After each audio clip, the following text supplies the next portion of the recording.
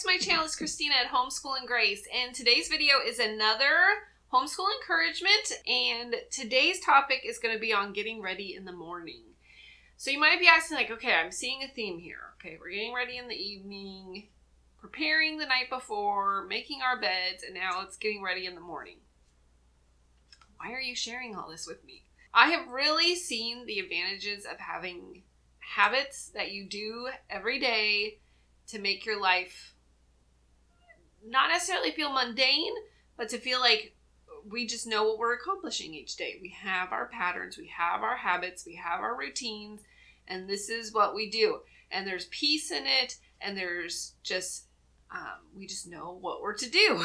Andrew Pudawa, I saw on Instagram last week, he posted a video about the power of habits and how that completely changed his life. And you can go and look it up. I'll try and link it below his Instagram page.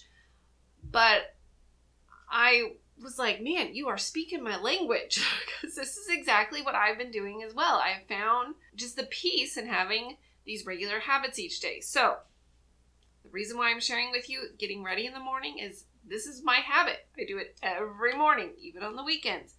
I just get up and get ready. And I think that we need these habits so that we can just have peace in our homes, because we're just doing the next thing. Getting ready in the morning means like getting presentable. And I know, like, I was for so long that homeschool mom that stayed in my pajamas all day, or like finally start getting ready probably before lunch and then, get my day going. But getting ready first thing in the morning and just getting my act together for myself is, like, I guess a form of, even you could say that, like, self-care. I really hate that word and that term, but in a way, it's like you're preparing yourself. We need to prepare ourselves for the day so that we can then help our kids throughout the day. So the number one reason why I want to encourage you to get ready in the morning is, like I said, you want to be ready to do the next thing. When your shoes are on, and maybe you don't wear shoes in your house. We wear shoes in our house.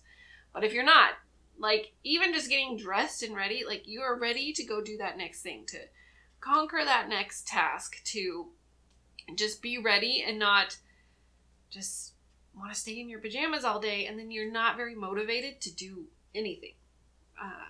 I know that was for me.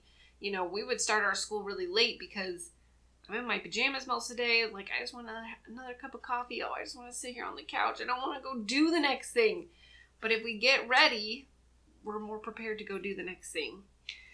The second reason why I want to encourage you to get ready in the morning is you will feel more awake. You just will have more energy. You'll be like, oh, okay. You might not be feeling the best that day. Maybe you feel like you're getting a cold or something.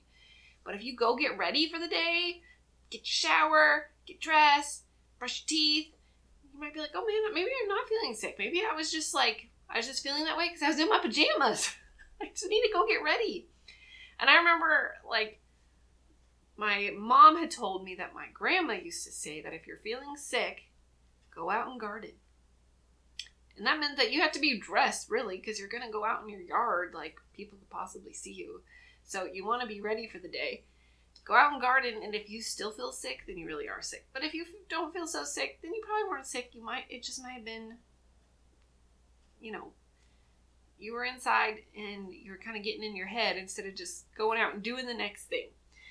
Okay, so the last reason why I want to encourage you to get ready in the morning is you'll be prepared for the unannounced, the unknown.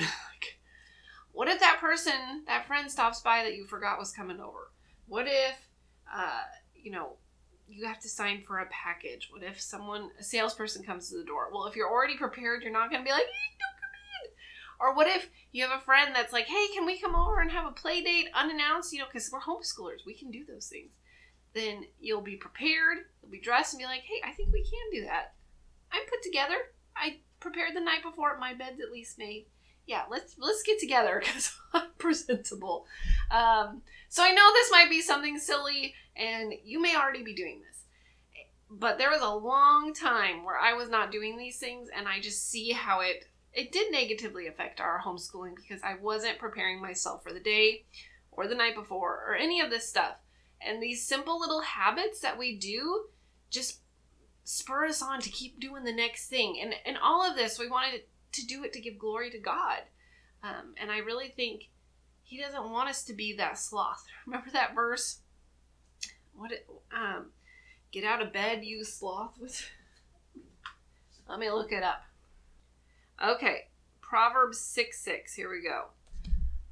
Go to the ant, O sluggard, consider her ways and be wise. That's Proverbs 6:6. So that's why I'm encouraging you. I'm encouraging myself as well. I'm not saying you're a sluggard. I'm more saying I'm a sluggard. I was a sluggard. I didn't want to get up. I didn't want to be like the ants. I didn't want to be wise and go and get the things done. I wanted to stay in my pajamas and drink my coffee and sit on my couch. And that is not what the Lord wants us to do. So I hope this was encouraging for you. And let me know down below, what are some habits that you do that are just really helpful for your own homeschooling? And how does it help with getting the next thing done? Or, what routines have you put in place to really help your homeschool thrive? So let me know down below. Thank you so much for stopping by and watching this video. And I hope to see you at the next video. All right, thanks. Bye-bye.